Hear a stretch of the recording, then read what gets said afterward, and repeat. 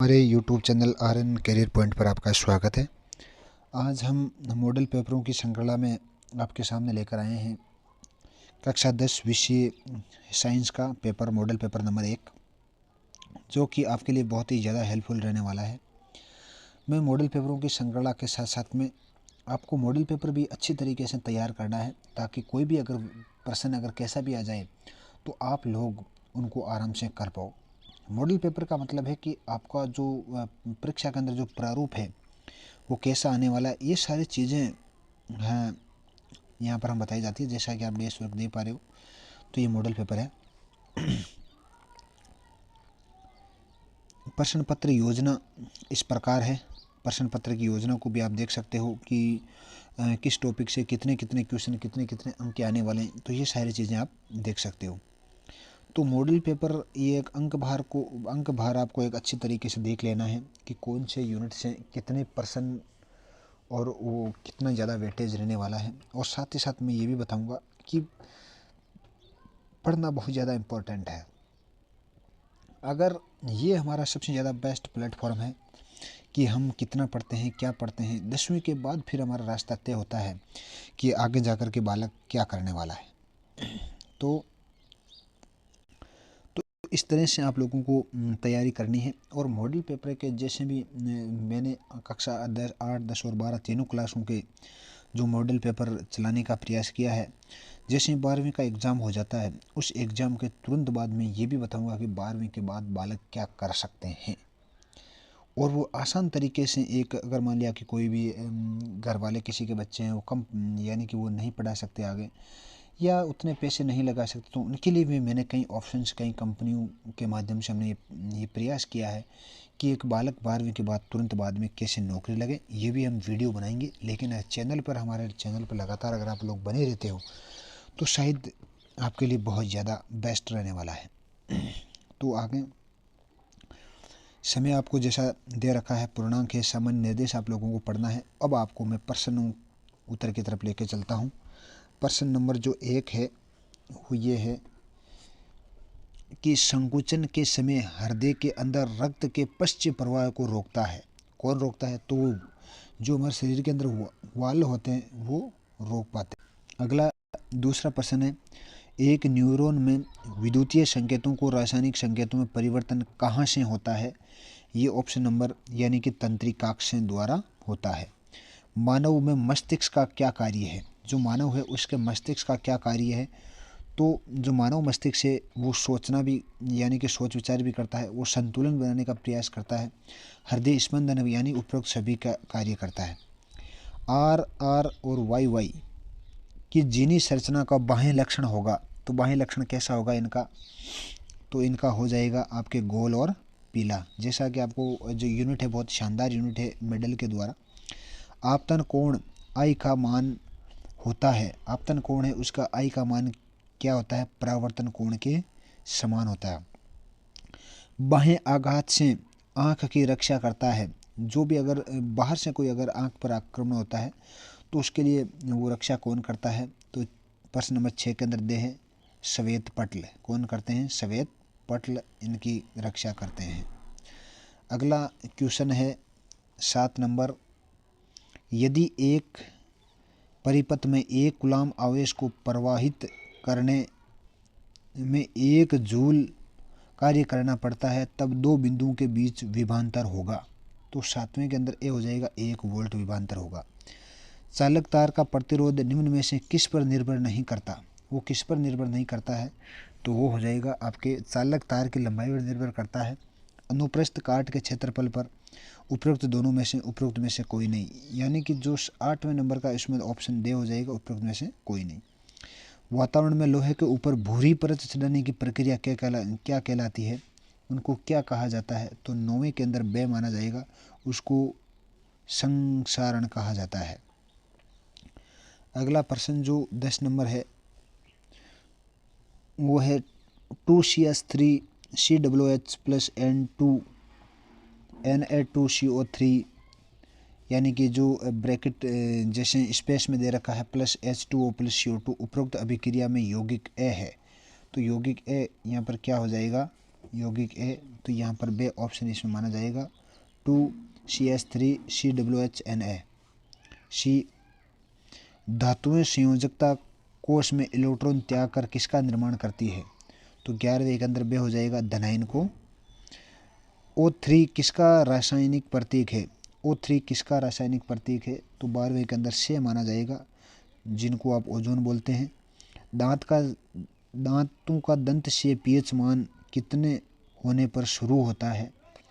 तो 13वें के अंदर ए हो जाएगा 5.5 से कम होने पर। पुष्प में नर जनन भाग का नाम क्या होता है? तो यहाँ 14वें के अंदर से माना जाएगा, जिनको पुंकेसर भी कहते हैं। और अगला जो विद्युत चुम्बकीय बनाया जाता है, जो विद्युत चुम्बकीय है वो कैसे बनाया जाता है? नरम लोहे का। विद्युत चुम्बकीय किसका बना? नरम लोहे का बनाया जाता है। अब आपको जो रिक्त स्थान है उनके क्वेश्चनों के जवाब आप लोगों को देना है। जैसे यहाँ दे रखा है, लार में पाए जाने वाले एंजाइम को लारिये एमिलस कहते हैं। बहुत शानदार क्वेश्चन है। प्रकृति में सबसे अधिक क्रियाशील तत्व है फ्लूओरिन। मादा में अंडाशय की जोड़ी होती है, यानी कि एक जोड़ी पुरुष और एक मादा के अंदर। नल के जल का पीएच मान 6.5 से 8.5 पीएच मान होता है। अगला क्वेश्चन होगा, जल का अपवर्तनांक होता है 1.33 अपवर्तनांक। वोल्टमीटर की सदैव परिपथ में संयोजित किया जाता है पार्श्वक्रम। सभी हरे पौधे एवं नील हरित शैवाल जिसमें प्रकाश संश्लेषण की क्षमता पाई जाती है वे स्वपोषी कहलाते हैं। बहुत शानदार क्वेश्चन है। अगला है, दही में उपस्थित अम्ल का रासायनिक नाम लिखिए। लैक्टिक अम्ल बहुत ही शानदार उदाहरण है। निम्नलिखित तत्वों के युग्मों में संयोजन से बनने वाले स्तर द्विआधारी यौगिक का सूत्र दीजिए। तो Mg और Cl2। बहुत शानदार उत्तर है। हीरा विद्युत का चालन नहीं करता, क्यों? क्यों हीरे के कार्बन परमाणु संयोजी आबंध से आबंधित होकर दृढ़ त्रिआयामी संरचना बनाते हैं, इसलिए हीरा विद्युत का चालन नहीं करता। कार्बन का परमाणु क्रमांक कितना होता है? 6 होता है। तंत्रिका तंत्र की रचनात्मक क्रियात्मक इकाई क्या कहलाती है? तंत्रिका कोशिका। प्लाज्मोडियम में जनन किस विधि के द्वारा होता है? बहुखंडन के द्वारा। वक्रता त्रिज्या और फोकस दूरी में क्या संबंध है? गोलीय दर्पण के लिए वक्रता त्रिज्या फोकस की दूरी से दुगुनी होती है, जैसे r बराबर 2f होता है। मुख्य अक्ष को परिभाषित कीजिए। गोलपी दर्पण को दूरबीन की वक्रता त्रिज्या से गुजरने वाली एक सीधी रेखा दर्पण का मुख्य अक्ष कहते हैं। क्या कारण है कि चुंबकीय क्षेत्र की रेखाएं एक दूसरे को प्रतिच्छेदित नहीं करती? दो चुंबकीय क्षेत्र रेखाएं कहीं भी एक दूसरे को प्रतिच्छेदित नहीं करती। यदि वे ऐसा करें तो इनका ये अर्थ होगा कि प्रतिच्छेद बिंदु पर दिक् सूची को रखने पर उसकी कोई सुई दो दिशाओं की ओर संकेत करेगी, जो संभव नहीं हो पाएगा। इसीलिए चुंबक हमेशा उत्तर दक्षिण की ओर ही संकेत करती है। अगला क्वेश्चन है पर्यावरण में विघटन करने वाले जीवों की भूमिका लिखो। यानी कि अपघटक जटिल कार्बनिक पदार्थों को सरल और अकार्बनिक पदार्थों में बदल देते हैं, जो मृदा में चले जाते हैं अथवा पौधों द्वारा पुनः उपयोग में लाए जाते हैं। तो ये शानदार उत्तर है। अब आपको खंड बे में चलना है। खंड बे है, यौगिक एक्स को एल्यूमिनियम का उपयोग रेल की पटरियों को जोड़ने में किया जाता है। यौगिक एक्स को पहचानिए, अभिक्रिया का नाम लिखिए और इनकी अभिक्रिया क्या ये भी लिखना है। यौगिक एक्स फेरिक ऑक्साइड Fe2O3, ये अभिक्रिया थर्मिट अभिक्रिया कहलाती है। ये अभिक्रिया रासायनिक समीकरण इस प्रकार का आपको दे रखता है, तो आपको करना है। अगला प्रश्न है कि विकृति गंधिता को समझाइए। यदि वसा युक्त और तेल खाद्य सामग्री लंबे समय तक रखी रह जाती है, तब उपस्थित होकर अपना स्वाद और गंध खो देती है और विकृति गंदी हो जाती है, उसे विकृति गंदी का कहलाती है। 4 प्रकार्यात्मक समूह के नाम बताना है। तो आप जैसा कि देख रहे हो, इनको अच्छी तरीके से पढ़ना है। मैं अगले क्वेश्चन पर चलता हूँ। मेथेनॉल की थोड़ी सी मात्रा का सेवन भी घातक हो सकता है। टिप्पणी लिखिए। यकृत में मेथेनॉल ऑक्सीकृत होकर मेथेनॉल बन जाता है। मेथेनॉल यकृत की कोशिकाओं के घटकों के साथ शीघ्र अभिक्रिया करने लगता है। इसमें प्रोटोप्लाज्म स्कंदित हो जाता है। मेथेनॉल नेत्र की तंत्रिका को प्रभावित करती है जिससे व्यक्ति को अंधा हो जाता है। तो ये एक बहुत अच्छा प्रश्न है। पौधे के शरीर में पोषण कैसे होता है? पौधा प्रकाश संश्लेषण द्वारा वातावरणीय CO2 और जल के फ्लोरीन में उपस्थित कार्बोहाइड्रेट बदल देते हैं।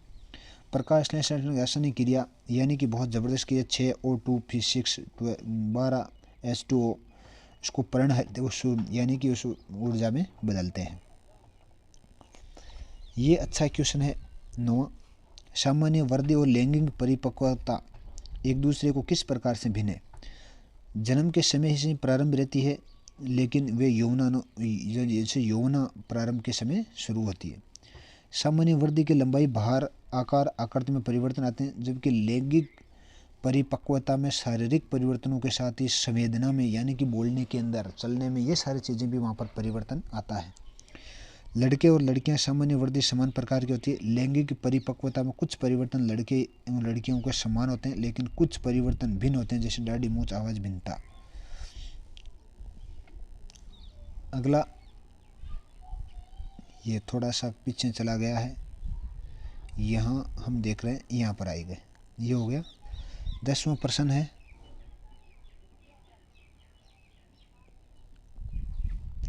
मादा जनन तंत्र का नामांकित चित्र बनाना है। अंडवाहिनी है, फलोपियन ट्यूब है, अंडाशय है, गर्भाशय है, गिरवा है, योनि है। तो ये सारी चीज़ें आपको बनाना है। जब प्रकाश की किरणें तिरछी आपतन के साथ प्रवेश करती है तो उनका मार्ग दर्शाते हुए एक किरण का आरेख बनाना है। तो ये भी अच्छा क्वेश्चन है, आप लोगों को थोड़ा सा देख करके और उनको बनाना है। उत्तल दर्पण द्वारा बने प्रतिबिंबों की स्थिति क्या है? उत्तल दर्पण वस्तु की स्थिति अनंत पर हो तो फोकस ए पर दर्पण के पीछे, अनंत या दर्पण के ध्रुव P के बीच, P तथा F के बीच दर्पण के पीछे। अगला है,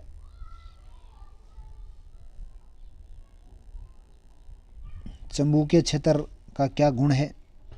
तो चुंबकीय जो क्षेत्र है उनका जो गुण है, चुंबकीय क्षेत्र रेखाएं परस्पर आपस में प्रतिच्छेदित नहीं करती। ये काल्पनिक रेखाएं चुंबक के उत्तरी ध्रुवों से निकलती है और दक्षिण ध्रुवों पर जाकर समाप्त होती है। चुंबक के भीतर चुंबकीय क्षेत्र रेखाओं और दिशाओं में उनके दक्षिण ध्रुव के उत्तर ध्रुव की ओर होती है। इन रेखाओं को बिंदु खींची गई स्पर्श रेखा दिशा चुंबकीय और निरूपित होती है। अगला है, लघु पतन से आप क्या समझते हैं? जब विद्युत में तथा उदासीन तार आपस में संपर्क में आ जाते हैं तो ऐसी स्थिति में परिपथ प्रतिरोध शून्य हो जाता है और उसमें से अत्यधिक धारा प्रवाहित होने लगती है। इसे लघु पतन कहते हैं। अत्यधिक विद्युत धारा प्रवाहित होने के कारण विद्युत उपकरण बहुत गर्म हो जाता है, उसमें आग लग सकती है, पूरे परिपथ में आग लग सकती है, जो कि भयंकर दुर्घटना का रूप ले सकती है। तो आपको इनसे भी ध्यान में रखना है। दैनिक जीवन में कोई 4 गतिविधियां सुझाए जो पर्यावरण के अनुकूल हो। तो आप ये जानते हो, अच्छी तरीके से बताने की जरूरत नहीं है, अच्छी तरीके से पढ़ना है।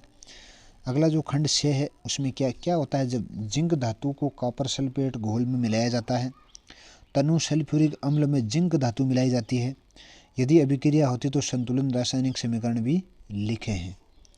निम्नलिखित में से प्रत्येक को एक उदाहरण देकर समझाइए। संयोजन अभिक्रिया और विस्थापन अभिक्रिया। तो इनको आपको अच्छी तरीके से समझाना है, जैसा कि यहाँ पर आप स्क्रीन पर देख पा रहे हो अच्छी तरीके से आप लोगों को। क्योंकि अगर मैं बोल के अगर सभी चीज़ों को बताऊँगा तो समय बहुत ज़्यादा लग जाएगा। और मैं यही कहना चाहूँगा कि आपको मॉडल पेपर बहुत ज़बरदस्त तरीके से, पूरे के पूरे मॉडल पेपर, एक भी मॉडल पेपर को आपको नहीं छोड़ना है। और मैं गारंटी लेता हूँ कि आपके 90% से ज़्यादा अंक बनेंगे। अगला है, पादप हार्मोन से आप क्या समझते हैं? किन्हीं 2 पादप हार्मोनों का नाम एवं एक का कार्य भी आपको लिखना है। मानव अग्र मस्तिष्क के विभिन्न भागों का नाम एवं कार्य। पौधे में उत्पन्न विशेष प्रकार के रासायनिक पदार्थ जो पौधों के वृद्धि अनुक्रियाओं को नियमन करते हैं पादप हार्मोन कहलाते हैं। उन्हें वृद्धि नियामक पादप हार्मोन्स का नाम भी इस प्रकार आप, जैसे ऑक्सीकन हार्मोन है, जब्रेरेलिन हार्मोन है, और जैसे अथवा के अंदर जैसे प्रेमस्तिक है, डाइएनसेल्फोनान है। ये सारी चीज़ें आपको समझाना है। बहुत ही शानदार अब की बार क्वेश्चन आया है। ये हर बार एग्जाम के अंदर आया, मोस्ट इम्पोर्टेंट क्वेश्चन है, हर बार एग्जाम के अंदर आता है। और आपको भी इनको यहीं पे तैयार कर लो, ये मैं वादे के साथ कहता हूँ कि ये प्रश्न आपके 100% आने वाला है। दो विकल्पीय जोड़ों अर्थात दो अलग अलग लक्षणों को वंशागति अध्ययन हेतु मेंडल ने द्विसंकरण प्रयोग किए। इस प्रयोग में मेंडल ने दो लक्षण, बीज का रंग, बीज की आकृति का चयन, प्रभावी गोल बीजे, तो ये सारी चीज़ें आपको पढ़ना है। बहुत ही शानदार पृथक्करण का नियम भी उन्होंने दिया है। तो पृथक्करण इस नियम के द्वारा जो विपरीत लक्षणों वाले शुद्ध नस्ल के एक ही जाति पर दो पौधे या जनकों के बीच संकरण कराया जाता है, तब F1 पीढ़ी के संकरण पौधे प्राप्त होते हैं। सिर्फ प्रभावी लक्षण ही प्रकट करते हैं, किंतु इनकी दूसरी पीढ़ी F2 पौधे में परस्पर विपरीत लक्षणों को निश्चित अनुपात 1:2:1 में पृथक्करण हो जाता है, क्योंकि प्रथम पीढ़ी के साथ साथ रहने पर भी गुणों को आपस में मिश्रण नहीं होता। तो ये भी आपको अच्छे तरीके से तैयार करना है। हमारे मॉडल पेपरों को आप बहुत ज़बरदस्त तरीके से पढ़ते रहिए। मैं गारंटी लेता हूँ कि आप लोग 100% आपका सिलेक्शन और आपके जो परसेंटेज है वो 90% से ज़्यादा बनेंगे। लेकिन मॉडल पेपर आपको सभी को पढ़ना है। आप ज़रूर नहीं मेरा चैनल पढ़ो, कोई भी अगर चैनल हो तो आप एक चैनल पकड़ लो और ज़्यादा समय नहीं है, डेली का एक ही मॉडल पेपर देख लियो, सभी सब्जेक्ट 1-2 सब्जेक्ट के, तो 1-आधा घंटा लगता है, कोई ज़्यादा समय भी नहीं लगता है, तो आप आराम से देख सकते हो। स्वच्छ आकाश का रंग नीला क्यों दिखाई देता है? हमें वर्षा के बाद आकाश में इंद्रधनुष क्यों दिखाई देता है? या टिंडल प्रभाव किसे कहते हैं? तारे टिमटिमाते हुए क्यों प्रतीत होते हैं? आपको समझाना है। 3 नंबर का इनमें से कोई 2 आपको करना है। तो इस तरह से ये पूरा यहाँ पर दे रखा है, अच्छी तरीके से आपको समझाने का प्रयास करना है। टिंडल प्रभाव भी है, तारों का टिमटिमाना भी है, तो ये सारी चीज़ें आपको स्क्रीन पर चलते हुए धीरे धीरे आपको देख करके पढ़ लेना है। खंड देख के अंदर है, अम्ल किसे कहते हैं? क्या होता है जब कोई अम्ल धातु के साथ अभिक्रिया करता है? अधात्विक ऑक्साइड प्रकृति कैसी होती है? विरंजक चूर्ण को रासायनिक सूत्र लिखते हुए कोई 3 उपयोग बताना है।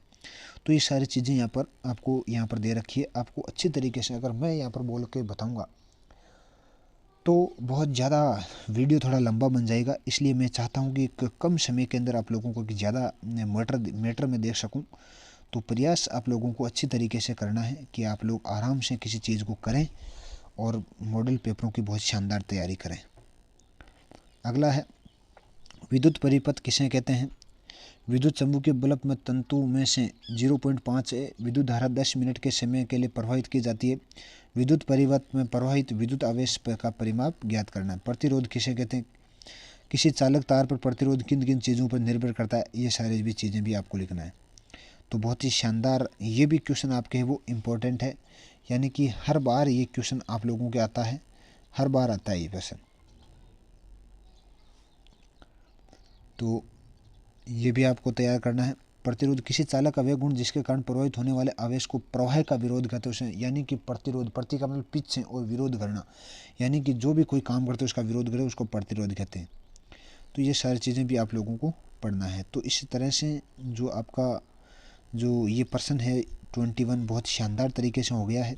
इनको स्क्रीन को धीरे धीरे चलाते हुए, या मान लिया कि अगर कहीं भी ज़्यादा चल रहा है तो आप उसको वीडियो को रोक कर भी आराम से पढ़ सकते हो। तो आप अच्छी तैयारी कीजिए और 10वीं के अंदर आपको बहुत ही ज़्यादा से भी ज़्यादा अंक लेकर आना है। ये मैं वादा करता हूँ कि आपके 90% 80% आपके तो भागते ही बनेंगे। ये मेरी गारंटी है। ये मेरी गारंटी है कि अगर आप पूरे मॉडल पेपर को सही ढंग से पढ़ते हो तो मेरा इतने साल का अनुभव ये कहता है कि जितने भी पेपर बनने वाले हैं वो लगभग 70% इन्हीं मॉडलों पेपरों के इर्द गिर्द ही घूमेंगे। ये तय है। इसका मतलब 70% अगर आपने पूरे मॉडल पेपरों को पढ़ लिया तो 70% तो आ ही रहे। अगर थोड़ी सी अगर आप एक्स्ट्रा मेहनत करते हो तो 80-90 प्लस आराम से आप निकाल सकते हो। आजकल 80-90 बनाना कोई ज़्यादा बड़ी बात नहीं है। तो आज के लिए इतना ही। हमारे चैनल पर अगर आप नए हैं तो सब्सक्राइब कीजिए और लाइक और शेयर भी आप लोगों को अपने दोस्तों को भी करना है ताकि प्रत्येक बादल इसको देख सके। और हमारे चैनल पर इतना विश्वास आप लोगों को देना है कि मैं आपको और भी ज़्यादा बढ़िया कंटेंट आपके लिए तैयार कर सकूं। तो आज के लिए इतना ही। जय हिंद, धन्यवाद।